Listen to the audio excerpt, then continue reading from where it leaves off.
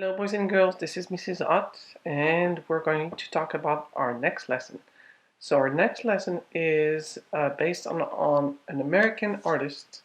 His name is Keith Haring, and he was really famous in the 80s and 90s for his really bold art of dancing figures. He did a lot of murals, so street art, and he was inspired by people on the street and the culture of breakdancing. So he did murals and he did paintings, and he just painted and drew his figures everywhere. He was a little bit controversial at his time, but he became really, really famous, and I want to share some of his artwork. This one is called Acrobats, and if you see, it's just a lot of action, a lot of movement, and black lines to suggest also the movement. Another one here, I'm going to call it Dancing Party. And the artwork that we will do is going to be, kind of inspired by that. So this one in particular could be seen at any angle, and that's what I really like. Also, look at really bright colors. Now this one has a white background, but you could also do yours in, like a colored background. So this one has a horizon line, in difference to the other ones. This is the horizon line. And again, I love the small lines on the side that suggest movement. So we're going to do, 3 to 5 figures action figures in your artwork. And you'll decide if they'll be floating or if they'll have a horizon line. He also did other, things that were really cool. One of my favorites is the walking or running heart. And then here's a different one that's a little bit different with the American flag. So I just wanted to share these examples so that you can feel free to add any type of background that you like in your own rendition of the Keith Haring artworks. Now this one here is a visual aid that will be really helpful, and I'm going to walk you through the steps in the drawing videos. Also, he did, I'm going to show you just a couple more pictures, murals on walls in the city, and giant exhibits. So in a museum, he would take 1 or 2 rooms, and he would have sculptures also, and paint from, ceiling to also the floors. So he was, pretty out there, very loud, and he loved people, and he was basically on the street. So I'm going to share with you the one that I came up with. And again, this is just an example of how I'm going to show you how I did this one.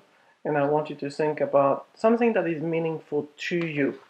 So think about overlapping figures, decide how many you're going to have, decide what colors you want to use, and the background, it's up to you. You can leave it white, you can color it, you can have lines. So let's get started.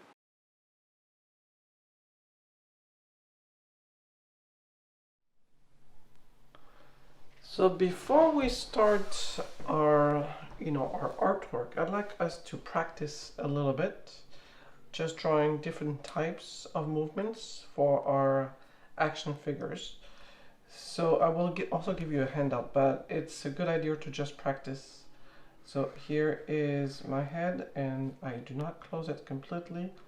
Then I have these lines here for the arms that come up, and then 2 small dots that will be to help us for the armpits.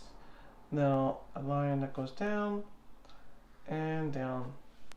So this one is a little bit longer than this one, and then I finish with my hand, and same thing here. This one will be a little bit longer, and I finish with the hand, and maybe a little bit higher, and it goes down.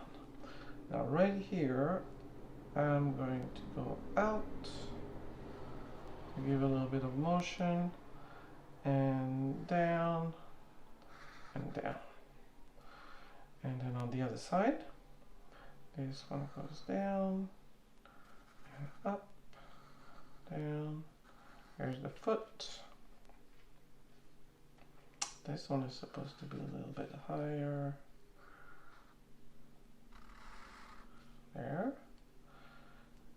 And then this one will go a little bit down. And there. Down. And up. Alright, here's my first one. Now they will all be a little bit different. Then the next one, we're going to have it with the hands up in the air. So here's my head. And then I'm going to draw 2 lines for the shoulders. And the arms go up. And the hands are up. So it's kind of like up in the air. And on this line here could be a little bit slanted. Go down, there we go. And then straight down. That's kind of easier than the other one. And you know, this is really simplistic. Sometimes it's kind of fun to do it a little bit easier. Now, if we want to have the hands at the side, so here's my head, and I'm gonna make this motion here, hands to the side, kind of grooving, goes back here, and here. Now the torso, 1 line down, not too far, and down here. Oops, I think I went too far. We'll see. So I'm gonna go up a little bit. I think I did go too far. So it's a good idea to kind of practice a few until you kind of get the hang of it. And there we go. All right. So now that I have a little bit of practice, I'm gonna go and do my own dance party. And remember to overlap shapes as you do it. So I'm gonna start with pencil and then I'll go to Sharpie.